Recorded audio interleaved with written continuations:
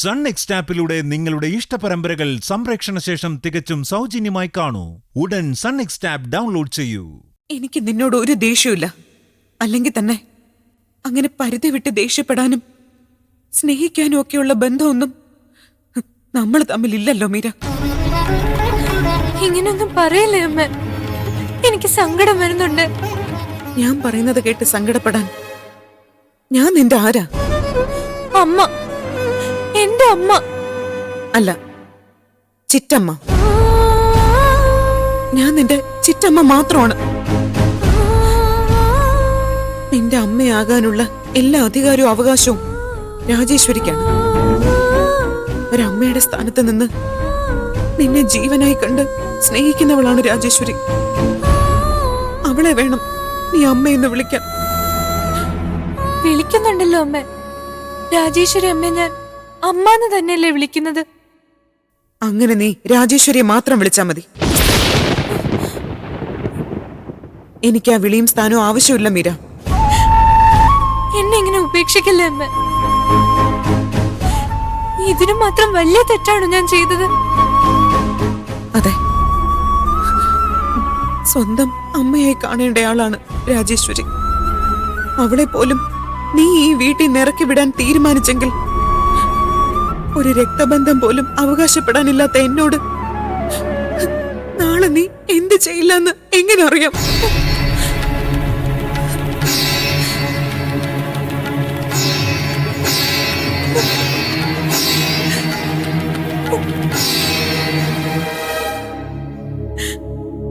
ഇത്രയും കാലം അമ്മ എന്നെ സ്നേഹിച്ച സ്നേഹമൊക്കെ എവിടെ പോയമ്മ? ഇത്രയും കാലം ഞാൻ ചെയ്തത് എന്റെ കടമ മാത്രമായിരുന്നു.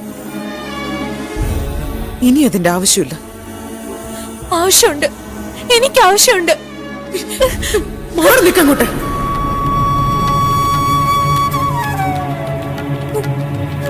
ഇത്രയും കാലം നോക്കി വളർത്തിയത് അമ്മയില്ലാത്ത കുട്ടിയാണല്ലോ എന്ന് കരുതിയിട്ടാ.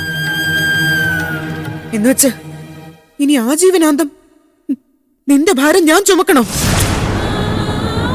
എന്നെ അമ്മയെന്ന് വിളിക്കാനുള്ള യോഗ്യത നിനക്കില്ല മീര.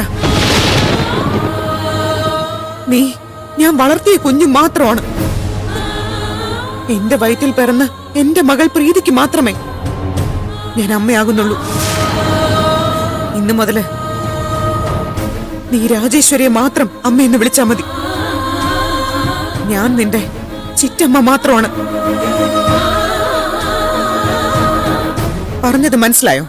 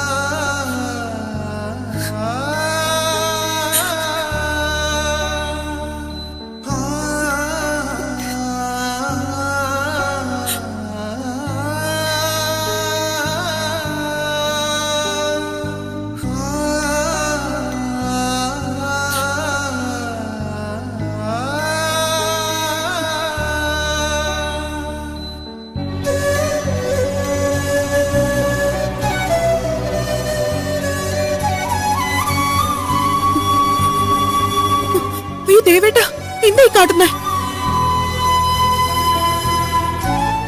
നിന്നോട് മാപ്പ് പറയണമെന്ന് എനിക്ക് തോന്നിയവനെ. ഇതുവരെ ചെയ്തിട്ടില്ലാത്തൊരു കാര്യമല്ലേ ഞാൻ ചെയ്തു പോയേ. നിന്റെ നേരെ ഒരിക്കലും ഞാൻ കൈയൊങ്ങാൻ പാടില്ലായിരുന്നു. അയ്യോ, അതൊന്നും ഓർത്ത് ദൈവേട്ടൻ സങ്കടപ്പെടല്ലേ. ദൈവേട്ടൻ ശാസിച്ചാലും തല്ലിയാലും ഒന്നും എന്നെ അത് വേദനിപ്പിക്കില്ല ദേവേട്ട. രക്ഷിക്കുന്നവർക്കല്ലേ ശിക്ഷിക്കാൻ അധികാരമുള്ളൂ.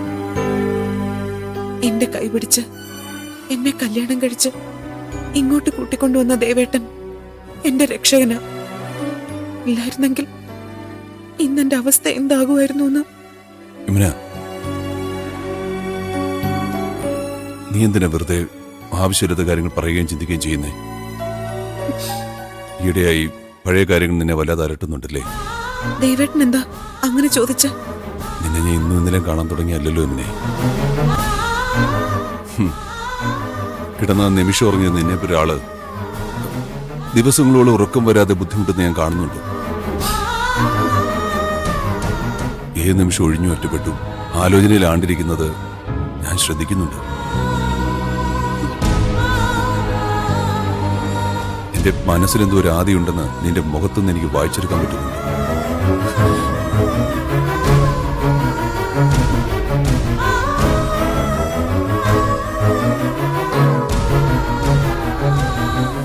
യമുനെ, ഞാനൊരു കാര്യം ചോദിച്ചാൽ നീ എന്നോട് സത്യം പറയൂ. രാജേശ്വരി നിന്നെ എന്തെങ്കിലും പറഞ്ഞ് ശല്യപ്പെടുത്തുന്നുണ്ടോ? പറയമുന, അവൾ നിന്നെ എന്തെങ്കിലും പറഞ്ഞ് മെന്റലി ടോർച്ചർ ചെയ്യുന്നുണ്ടോ? നിന്നെ ഏതെങ്കിലും രീതി ബ്ലാക്ക്മെയിൽ ചെയ്യുന്നുണ്ടോ അവള്? ഇല്ല ദേവേട്ട, അങ്ങനെയൊന്നും ചിന്തിക്ക പോലും വേണ്ട. ആരായാലും ചിന്തിച്ചു പോകുമനെ. ആ രീതിയിലല്ലേ കാര്യങ്ങളുടെ കിടപ്പ്. 20 വർഷം മുമ്പുള്ള നിന്റെ കഴിഞ്ഞകാല രഹസ്യം രാജേഷിക്ക് അറിയാവുന്ന നീയല്ലേ സംശയിച്ചേ? ഇന്നുവരെ എന്തിനും ഏതിനും എന്റെ മനസ്സറിഞ്ഞ് പെരുമാറിയത് നീയെ. രാജേശ്വരിയുടെ കാര്യം പറയുമ്പോൾ മാത്രം എന്നെ എതിർത്ത് സംസാരിക്കുന്ന കാര്യം പിടികിട്ടതില്ല. പിന്നെ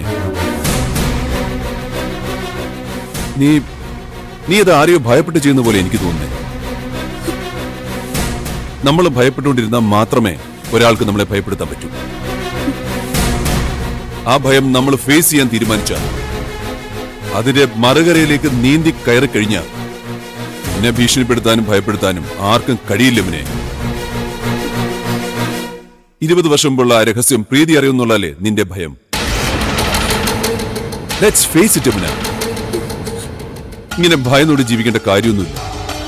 പ്രീതിയോട് ഞാനെല്ലാം തുറന്നു പറയാൻ പോവാം. അയ്യോ വേണ്ട യമുന, നമ്മുടെ മോളല്ലേ അവള്. അവക്ക് നിന്നെ മനസ്സിലാവില്ലെന്ന് നീ കരുതുന്നു. പ്രീതിക്ക് വിദ്യാഭ്യാസവും ലോകവിവരവും ഒക്കെ ഉണ്ട്. കാര്യങ്ങൾ പറഞ്ഞ തിരിച്ചറിയാനുള്ള മനസ്സുണ്ട്, പക്വതയുണ്ട്. എന്റെ മോളെ പറഞ്ഞ് മനസ്സിലാക്കി എനിക്കറിയാം. നീ ധൈര്യമായിട്ടിരിക്കുക. വേണ്ട ദേവേട്ട, അവളോടൊന്നും പറയല്ലേ. എന്റെ മക്കൾ ഇതൊന്നും ഒരിക്കലും അറിയരുത്. അവരെ ഇതൊന്നും ഒരിക്കലും അറിയിക്കരുത് ദേവേട്ട. എനിക്ക് എന്താ ഇത്? എണീക്ക്. അമ്മയെ കുറിച്ച് മക്കൾ ഒരിക്കലും കേൾക്കാൻ ആഗ്രഹിക്കാത്തത് എന്റെ ജീവിതത്തിൽ നടന്നതൊക്കെ ദേവേട്ടൻ എങ്ങനെ പറഞ്ഞു മനസ്സിലാക്കിയാലും അതൊക്കെ അറിഞ്ഞു കഴിയുമ്പോ എന്റെ മക്കളുടെ മനസ്സിൽ അതൊരു കരടാവും. പിന്നീട് ഒരിക്കലും പുറമെ എന്നോട് എത്ര നന്നായി പെരുമാറിയാലും ഉള്ളിന്റെ ഉള്ളില് ഞാൻ അവർക്ക് പഴയ അമ്മയായിരിക്കില്ല.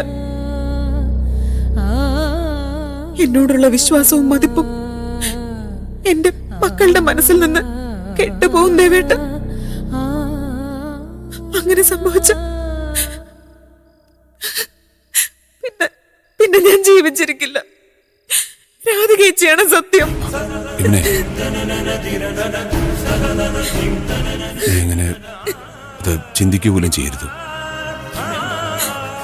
നീ ഇല്ലെങ്കിൽ പിന്നെ ഞാനില്ല. നിന്നെ കൂടെ നഷ്ടപ്പെടാൻ വയ്യ എനിക്ക്.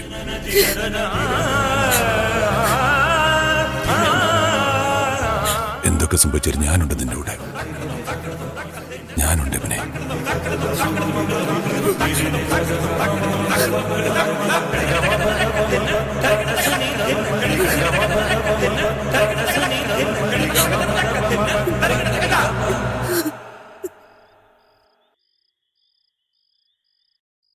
യമുന, ഡിന്നർ ഇതുവരെ റെഡി ആയില്ലേ?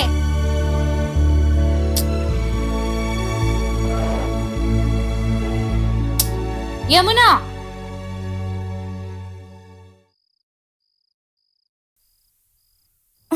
ഇത്തിരി കൂടുന്നുണ്ട് നിനക്ക്. തമാശല്ല അച്ഛമ്മേ. അങ്ങനെ മൂത്തവരെ കയറി പേര് വിളിച്ച് തമാശിക്കണ്ട.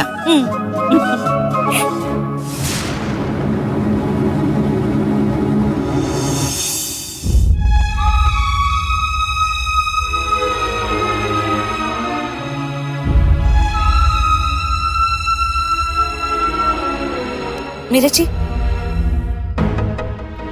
എവിടെ പോന്നു? കഴിക്കുന്നില്ലേ? എന്നോടിപ്പോഴും പിണക്കത്തിലല്ലേ? അതുകൊണ്ടല്ലേ എന്റെ അടുത്തിരുന്ന് കഴിക്കാതെ പോകുന്നത്? പിണക്കം എനിക്കല്ലല്ലോ, നിനക്കായിരുന്നില്ലേ? ഇന്നലെ നീയല്ലേ എന്നോട് അവിടെ ഇരിക്കെ.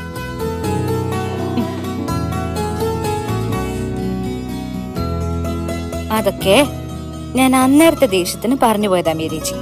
പക്ഷേ ചേച്ചി നമ്മുടെ അമ്മയെ അമ്മ എന്നും രാജേശ്വരി ചിറ്റയെ ചിറ്റാന്നും വിളിക്കാൻ തുടങ്ങിയപ്പോ എന്റെ ദേഷ്യവും പിണക്കൊക്കെ പമ്പ കടന്നു. പിന്നെ ദേഷ്യപ്പെട്ടാലും പിണങ്ങിയാലും ഒക്കെ എന്റെ മനസ്സിലെ സ്നേഹം എവിടെയും പോയില്ല ചേച്ചി. എനിക്കറിയാൻ പെണ്ണു. എന്നാ പിന്നെ നിങ്ങൾക്ക് പിണങ്ങാതിരുന്നൂടെ പിള്ളേരെ? വെറുതെ യമുനെ വിഷമിപ്പിക്കാൻ. നിങ്ങൾ തമ്മിൽ മുഖം വീർപ്പിച്ച് നടന്ന അതിന്റെ സങ്കടം മുഴുവൻ ആ പാവത്തിനാ.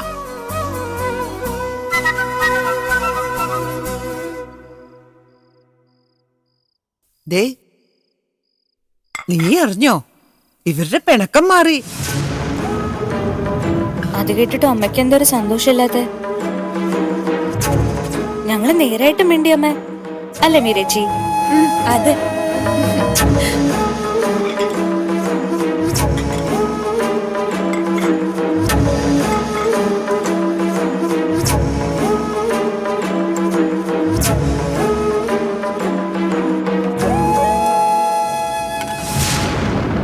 അമ്മ അതെന്താ മീരച്ചിക്ക് വിളമ്പി കൊടുക്കാതെ പോകുന്നത്? അവൾക്ക് എന്താ കൈയില്ലേ? തന്നെ വിളമ്പി കഴിക്കാൻ അറിയില്ലേ?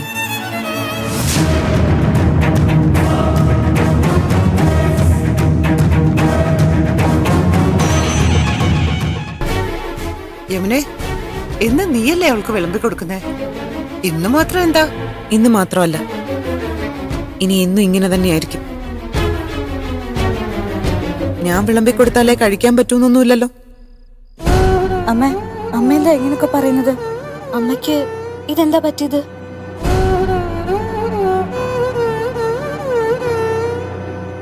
പ്രീതി, നീ എന്തിനാ വല്ലവരുടെയും കാര്യത്തിൽ തലയിടുന്നത്?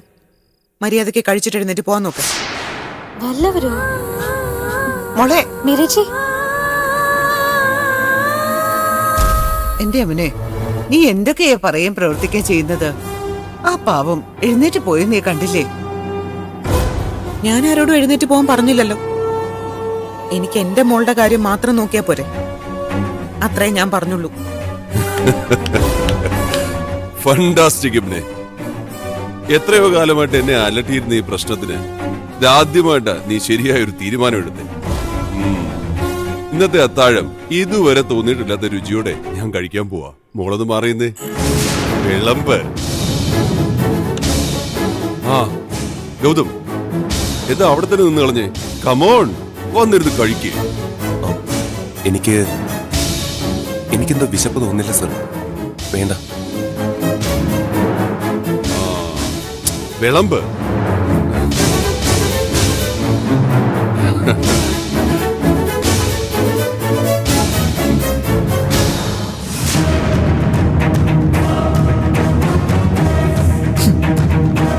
അങ്ങനെ പതിയെ പതിയെ നേരെയും നിന്നെയും ഞാൻ അകറ്റി യമുന. അവളുടെ മനസ്സിന്ന് നിന്നെ ഞാൻ പൂർണ്ണമായും പറിച്ചെറിയും. നോക്കിക്കോ.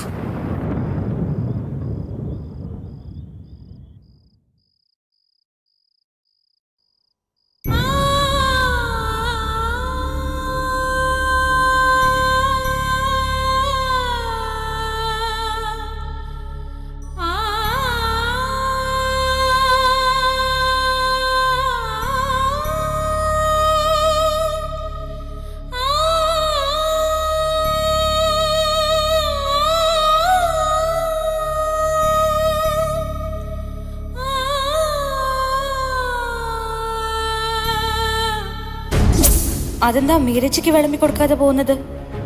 അവൾക്ക് എന്താ കൈയില്ലേ? തന്നെ വിളമ്പി കഴിക്കാൻ അറിയില്ലേ? പ്രീതി, നീ എന്തിനാ വല്ലവരുടെയും കാര്യത്തിൽ തലയിടുന്നത്? മര്യാദയ്ക്ക് കഴിച്ചിട്ട് എഴുന്നേറ്റ് പോവാൻ നോക്ക്.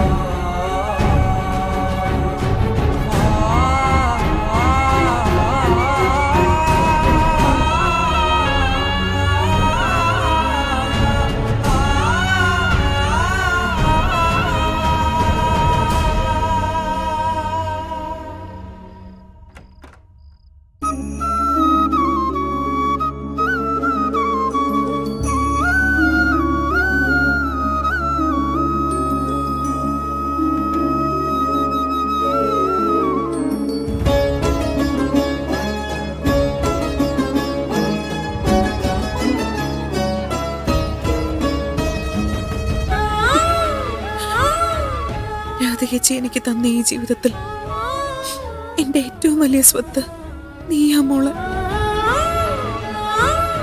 നീ എന്നെ അമ്മയെന്ന് വിളിക്കുമ്പോ ഞാൻ അനുഭവിക്കുന്ന സന്തോഷം ജീവിതത്തിൽ മറ്റൊന്നും തന്നിട്ടില്ല എനിക്ക്. എന്നിട്ടും എന്റെ നാവ് കൊണ്ട് തന്നെ നീ എന്നെ അങ്ങനെ വിളിക്കരുതെന്ന് പറയേണ്ടി വന്നുപോയി എനിക്ക്. ഇന്ന് ഞാൻ പറഞ്ഞതും പ്രവർത്തിച്ചതുമെല്ലാം എന്റെ പൊന്നുമോളുടെ മനസ്സ് തകർത്ത് കാണുമെന്ന് അമ്മയ്ക്കറിയാം. അതിനേക്കാളും മനസ്സ് നേറിക്കൊണ്ട് അമ്മ അതൊക്കെ ചെയ്തത്. എന്റെ മുന്നിൽ വേറെ വഴിയില്ലായിരുന്നു മോളെ. ഭാഗ്യദോഷിയായ ഈ അമ്മയുടെ ഗതികേടെന്ന് കരുതി എന്റെ മോള് ക്ഷമിക്കണം. അല്ലാതൊന്നും പറയാനില്ല അമ്മയ്ക്ക്. മാപ്പ്.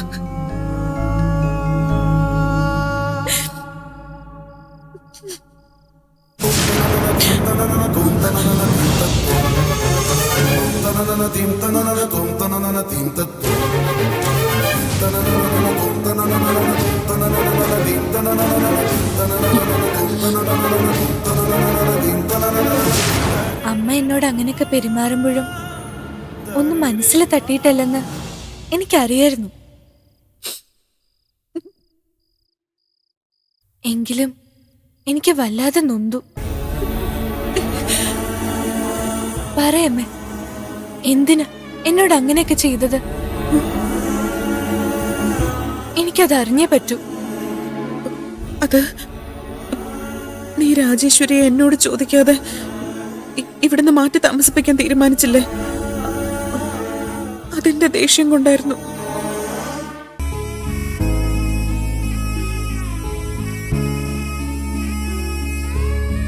അതിന് ഞാൻ മാപ്പ് പറഞ്ഞതല്ലേ. ഇനി ഒരിക്കലും അമ്മയുടെ അനുവാദം ഇല്ലാതെ ഞാൻ ഒന്നും ചെയ്യില്ല. എന്നോട് ഇനി ദേഷ്യം ബാക്കി വെക്കല്ലേ അമ്മ. അമ്മ എന്നെ അകറ്റി നിർത്തിയ എനിക്കത് സഹിക്കാൻ പറ്റില്ല. നിന്നെ എന്റെ മനസ്സിൽ നിന്ന് അകറ്റി നിർത്തുന്നത് ഈ ശരീരത്തിൽ നിന്ന് ജീവൻ അകറ്റി നിർത്തുന്നത് പോലെ എനിക്ക്. പക്ഷെ അമ്മ ഒരു കാര്യം പറഞ്ഞ എന്റെ മോളത് കേൾക്കണം. അത് മനസ്സിലാക്കി സൂക്ഷിച്ചും കണ്ടും പെരുമാറണം. അമ്മ എന്ത് പറഞ്ഞാലും ഞാനത് ചെയ്തോളാം. ഈ അടുപ്പവും സ്നേഹവും എല്ലാം നമുക്ക് നമ്മൾ മാത്രം ഉള്ളപ്പോ കാണിച്ചാൽ മതി. മറ്റുള്ളവരുടെ മുന്നിൽ വെച്ച് അതൊന്നും വേണ്ട മോള്. അമ്മേ, അച്ഛനെ പേടിച്ചിട്ടാണോ? അല്ല, ഒരിക്കലും അല്ല. പിന്നെ പറയമ്മേ, പിന്നെ ആരെ പേടിച്ചിട്ടാ? എന്തിനു വേണ്ടിയാ? അത് ആരെയും പേടിച്ചിട്ടല്ല മോളെ. അമ്മ എന്ന അവകാശം എന്നേക്കാൾ നിന്റെ മേലുള്ളത് രാജേശ്വരിക്കാണ്. നീ മകളാകേണ്ടതും അമ്മ എന്ന് കരുതി സ്നേഹിക്കേണ്ടതും രാജേശ്വരി തന്നെയാ. അതൊക്കെ എനിക്കറിയാം.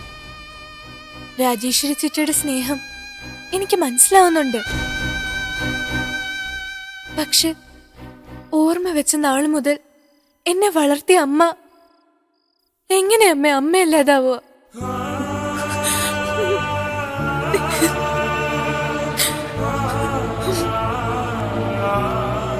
പക്ഷെ രാജേശ്വരിയുടെ മുന്നിൽ വെച്ച് നീ എന്നോട് അടുപ്പം കാണിക്കരുത് മോളെ.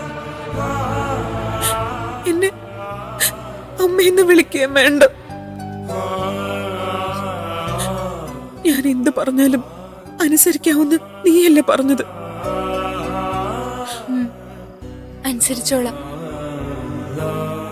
രാജേശ്വരി ചിറ്റയുടെ മുന്നിൽ വെച്ച് അങ്ങനൊന്നും പെരുമാറാതെ ഞാൻ ശ്രദ്ധിച്ച് നടന്നോളാം. എന്റെ അമ്മ സങ്കടപ്പെടാതിരുന്ന മാത്രം മതി. അമ്മേ, എനിക്ക് വിശക്കുന്നമ്മേ. എനിക്കൊരു ദോശ ഉണ്ടാക്കി തരൂ. പാവം, എന്റെ പൊന്നൊന്നും കഴിച്ചു പോലുമില്ല എന്ന് അമ്മ ഓർത്തില്ല. അമ്മയും കഴിച്ചില്ലെന്ന് എനിക്കറിയാം. വാ, അമ്മ നെയ്യൊക്കെ ഒഴിച്ച് നല്ല ചൂട് ദോശ ഉണ്ടാക്കി തരാം.